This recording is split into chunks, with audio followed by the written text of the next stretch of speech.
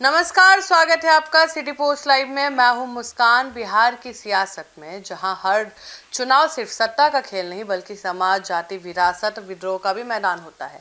आज बात करेंगे वैशाली जिले की लालगंज विधानसभा सीट की, जो कभी बाहुबली नेता मुन्ना शुक्ला के नाम से जानी जाती थी।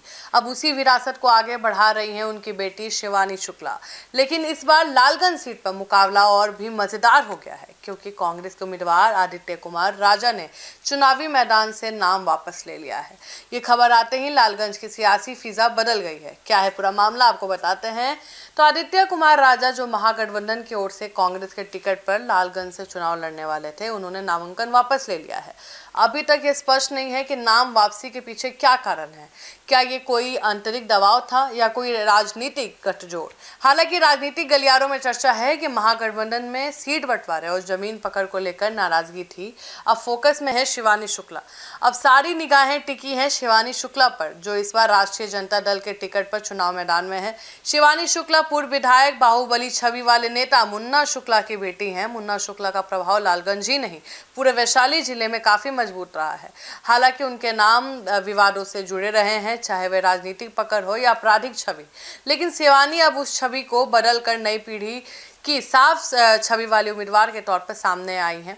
उनकी सामाजिक उपस्थिति, युवा जुड़ाव, महिलाओं में लोकप्रियता इस बार राजद के लिए बड़ा प्लस पॉइंट बन सकती है। अब मुकाबले में कौन कौन है। नामांकन वापसी के बाद लालगंज सीट पर सीधा मुकाबला बनता दिख रहा है। शिवानी शुक्ला, राजद महागठबंधन, एनडीए का उम्मीदवार संभावित जो है बीजेपी या जेडीयू से। नाम अंतिम नहीं है, लेकिन तैयारी जोरों पर है। प्रशांत किशोर जन स्वराज की पार्टी का उम्मीदवार पहली बार मैदान में है, लेकिन जमीनी कैडर पर मेहनत कर रही हैं।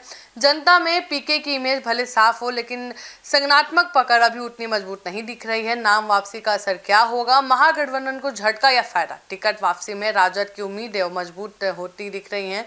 अब सीट पर गठबंधन का कोई टकराव नहीं, पूरा वोट शिवानी को ट्रांसफर हो सकता है।